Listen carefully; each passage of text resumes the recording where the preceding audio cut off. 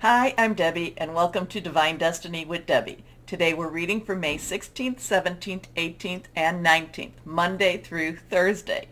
Now, when it's during the week, I will use my Radley Valentine decks. Oh, and remember, this is just the introduction. I will post the timestamp of when the individual readings begin, but this is the introduction that will be seen on all of the readings to introduce it. Anyway, I am using my Radley Valentine Archangel Power Tarot cards. I will pull one from my Radley Valentine Guardian Angel card and my Emily Anderson Crystal deck. Now, for the introduction, I will be using my Waite Rider Tarot cards and my, yes, still looking, Colette Baron Reed cards. Now, I have prayed, meditated, and infused all the decks with Reiki energy. I am a Reiki master, but remember, this is a general reading. It may or may not resonate. Take what you like, leave the rest. I'm an intuitive channeler. I open myself to higher power, and whatever higher power God wants to say comes out. Okay? Okay. Now, we will just go through some of the things. Again, I should put my glasses. It helps for me to see. But remember, we were talking about the full moon. The full moon, it is in Scorpio, and we are in Taurus season. Now, this I think is interesting. I kind of mentioned it the last reading, but it's a full moon, and it is a blood moon because it's a lunar eclipse. If I say solar, I mean lunar eclipse. And so, that's where it's basically, the earth and the sun, the earth is here, sun here, and the moon is here. So the earth is blocking the sun totally. So it is a lunar eclipse. It is a total lunar eclipse. It is a blood moon because the ionization or ions around it make it look red. It will be, I think it's 16 minutes after midnight Eastern Standard Time. Again, Taurus season, Scorpio. Our next full total lunar eclipse, though, will be November 11th, earlier in the morning. I'd say about 5 o'clock Eastern Standard Time in the morning, and that will be in Scorpio season, but that will be a Taurus full moon, and it will be a blood moon. So there's something really very balanced there, because these are the opposites, and yet they're very balanced energies. Now, the thing that I think is really kind of interesting too, not quite sure where we're going with any of it, is that the lunar nodes, the north node is in Taurus right now, and it just went into this a couple of months back. It will be here for 18 months, and the southern node is in Scorpio. So we've got a lot. There's something here with this Taurus and Scorpio energy. I really think we need to pay attention to it. I do say, again, this is one of those times to really get out there. I'm never one to say I'm not a moon worshiper, but I do look at the moon as a creation of the divine. So I do, and I know that it does have strong effect on us down here. So this is really one of those times to release, relinquish, request. Release what what's holding you back, relinquish what you don't need anymore, and request the good stuff. There's something going on. This is just too unusual that we would have these three events, the nodes, and then the two blood eclipse, moon eclipse. Anyway, so that's going to be, like I already said, 16 minutes or so after midnight Eastern Standard Time. So then we go into, let's see, May 18th. We will have Mars, which is in Pisces, 25 degrees Pisces, conjunct with Neptune, 25 degrees Pisces. So with Mars, Pisces, very dreamy, very hopeful, very wishing. Neptune, very deep, very dark, mysterious. Mars, though, just does push out. So these will be conjunct, which actually will be a good energy with this. It will actually make each of the energies that much stronger. Now, so there's something something we need to, be with that. It might make us a little more aware.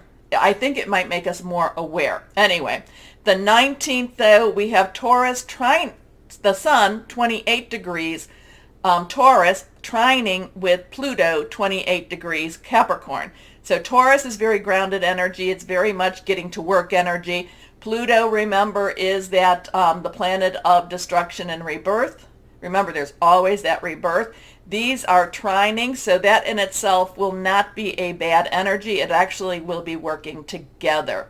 And we will be coming to Gemini season around the 21st of May. Anyway, let's see. So that's kind of, what I wanted to talk about with that. But I just think it's odd. I think it's an odd thing. Now, I will be posting my memes. I will be, I search the internet whenever it's like things grab onto me and it's like, no, there's something going on here. So I usually do find things to maybe support my view. I don't know. But this one I thought was interesting, and hopefully I saved it. They were talking about, whatever this means, they were talking about that because of this blood moon going on now, that this was going to clear, it was going to complete and clear and to finish a lot of things, a lot of energies, a lot of stuff that started in 2004. And I'm like, well, okay, so that's about 18 years ago. So there's a completion cycle with this. I would say probably we're going to go and see this also in November. So between now to November, we might be wrapping up a lot of stuff that's been maybe positive, but I would say probably maybe negative energies. So let's see. Okay, one card falling out. Remember, if they fall out, they want to be seen. Court cards, again, have dual energies. So we'll talk about that if a court card comes up. Let's see what else we might have. Hold on a second. Numbers have meanings. This has if they're reversed, I say it has a little bit stronger energy.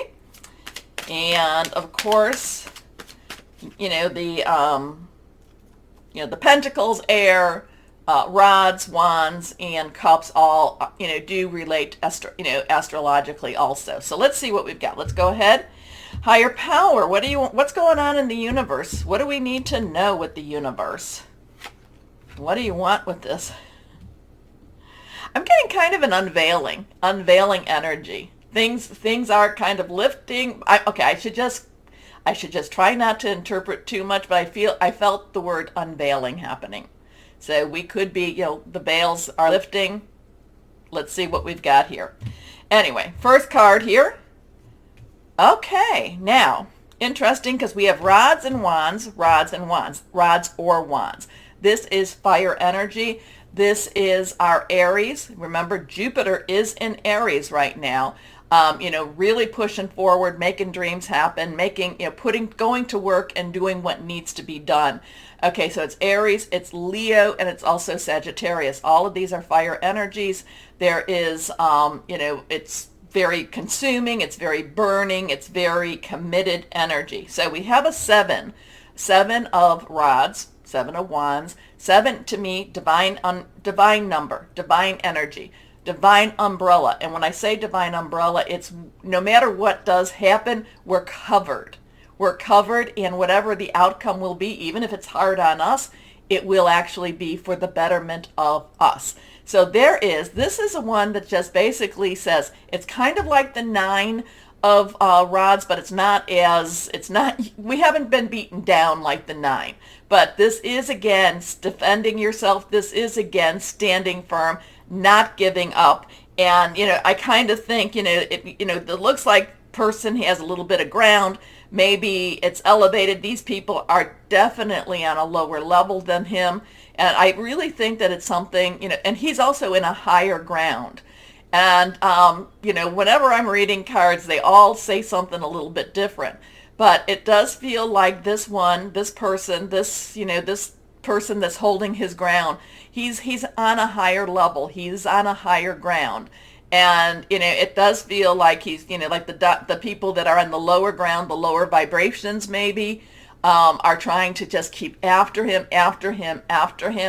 I do believe that people that watch, that we are star seeds, we are light workers, we are energy workers, so I'm kind of feeling like, even though the universe, higher power is saying, even if you feel that you are, these lower energies just keep pounding at you, stand firm. You're taking the higher ground. I've never really seen that with this card before, but stand firm. You're on the higher ground.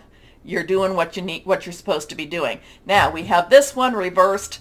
We have a 4. Now 4 is stability. 4 has leadership, organization, energy. So it's a very strong energy. Now we also have, remember I think the last time we had the Emperor energy, that's also a 4. So this does have a very strong, you stand your ground, you're taking the higher ground, or you've taken the higher ground.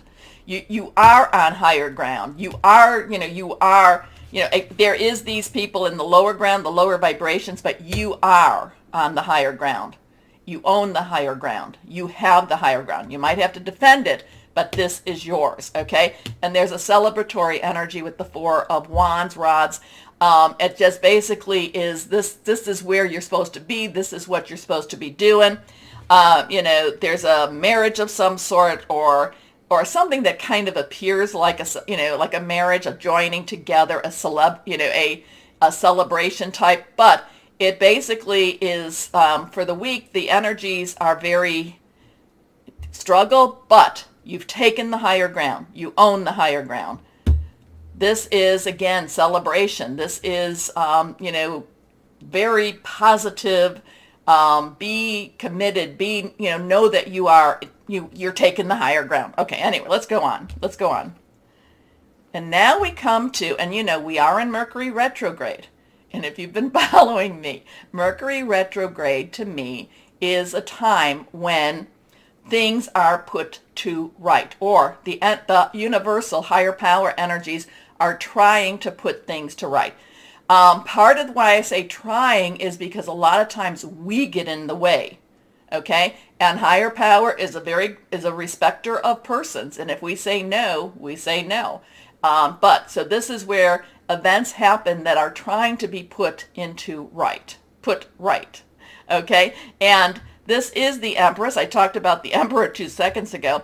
This is a 3. Now, 3's also extremely powerful. All the numbers have power to it. 3's are the power of 3, the power that we can do in 3. Say something, do something, be with 2 other people. It really makes it that much stronger. Now, it's also celebration energy. It's also very creative energy. Now, the Empress is just a lovely energy. And I always, when I see her in Mercury retrograde, I feel karma is trying to right itself.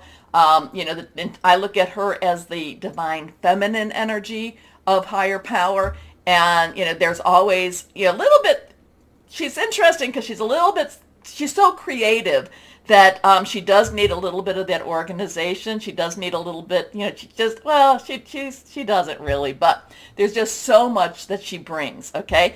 And, she's pregnant, she is waiting, she is birthing, things are happening. And again, we've taken the higher ground, celebration, energy, wonderful energies with that. Okay, so that's going to be extremely, I want to see what this is all about. While I love these, this does have a little bit of a, this is one of those energies you don't want to back down from. It doesn't necessarily mean that, it doesn't mean that everything just goes right into it. In fact, I feel like many of the light workers are defending this next step, defending and making way so that the Empress can come and clear up some stuff. Anyway, let's see what we have here, what we've got going. And Mercury retrograde, I'm always telling you never to buy electronics, and it was very funny because card has fallen. I don't know. Okay. Oh, interesting with that one. Reversed. Okay, so a lot of times it's basically never buy electronics, and Mercury goes retrograde on the 11th, so that would have been Wednesday. My phone just dies, can't charge, nothing. So yesterday I'm like, okay, I try to, I go in to get my service. They talked me into buying a phone. I'm like, it's Mercury retrograde. We don't want a phone. But I had to get a phone, and then my phone charged.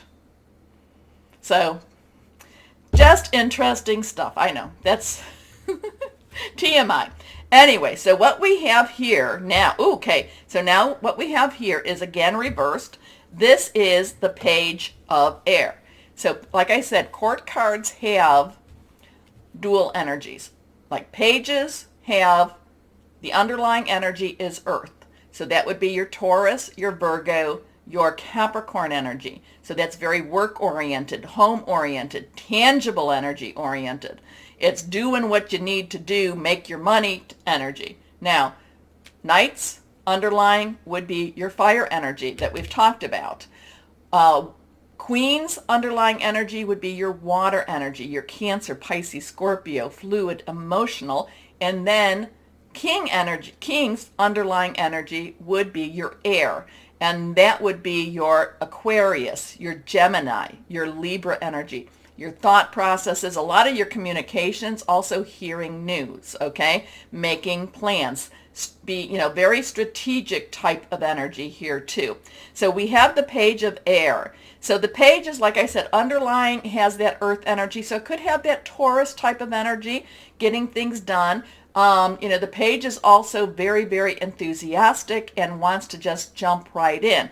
Now, the air energy, again, like I said, is that Aquarius, Libra, and Gemini. So we have Saturn in Aquarius, and remember, that one's going to be around for what, another 10 months. 10 months, it's going to be a year. And so that is about illusions versus the truth. So that could be very interesting in itself. Gemini, we do have Mercury in Gemini, and it is retrograde, so it's still, so there's going to be some things going on with that, but we'll leave that alone for now. This is about, again, communication. Geminis love to talk. Geminis love to bring new information. Very smart. Geminis are extremely smart. And then we have our Libra. So the page of air is somebody that, kind of brings some a little bit of difficulties, kind of says, maybe this could be in your work front, maybe this could be in your home life, but it's more in that tangible. So it just I kind of get this reconciling between what's going on, what you're seeing, what you're thinking with what you need to do. But remember, the page is enthusiastic. So the page says, whatever this is, we really will get through this. Now, when we say get through this, there's not going to be without some challenges. It's not necessarily challenge free, but it just persevere. Let's just move on. Let's just keep going. Okay. Enough is enough. Like I said, interesting times, Scorpio, Taurus, we will see what we will see. Anyway, I will start I will put the number in the description, but for the moment, why don't we start our readings now?